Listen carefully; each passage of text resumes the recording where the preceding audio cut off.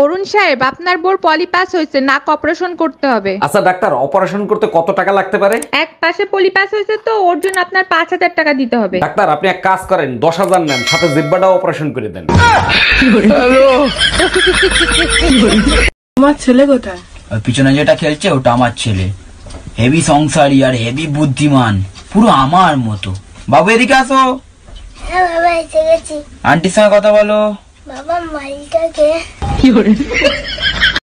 এই শোনো। হ্যাঁ বলো, আমি কানা না, শুনতেছি। আচ্ছা, বিয়ের আগে তো আমি অনেক কথা বলতাম, তার ভিতরে কোন কথাটা সত্য হয়েছে বলো তো? আরে ওই কথাটা যেটা তুমি সবসময় বলতা। কোন কথা? ওই যে আমি তোমার যোগ্য নই। অরুণ ভাই, আপনার সাথে ভাবির সাথে কোনোদিন ঝগড়া করতে দেখি নাই, রহস্যটা কি একটু বলবেন? রহস্য হলো আমাদের ঘরে মোটা একটা বেতের লাঠি আছে। আপনার ভাবির সাথে যখন ঝগড়া লাগে ওই লাঠি আমার হাতে থাকলে আপনার ভাবি চুপ থাকে, আর আপনার ভাবির হাতে থাকলে আমি চুপ থাকি।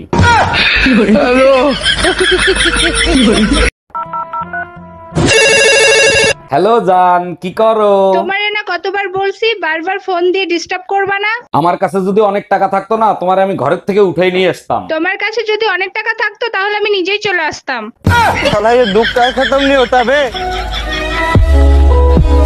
এই আমি মার্কেটে যাচ্ছি ব্যথার ওষুধ কিনতে, তোমার কিছু লাগবে? কালকে রাতে আমার স্যান্ডেল ছিঁড়ে গেছে, আমার জন্য এক জোড়া স্যান্ডেল নিয়ে এসো। শুধু স্যান্ডেল আনলেই হবে না, সাথে বেলুন খুন্তিও আনতে হবে? শুধু স্যান্ডেল আনলেই হবে, মাপটা নিয়ে যাও। মাপ লাগবে না, মাপ আমার পিঠে ছাপানো আছে।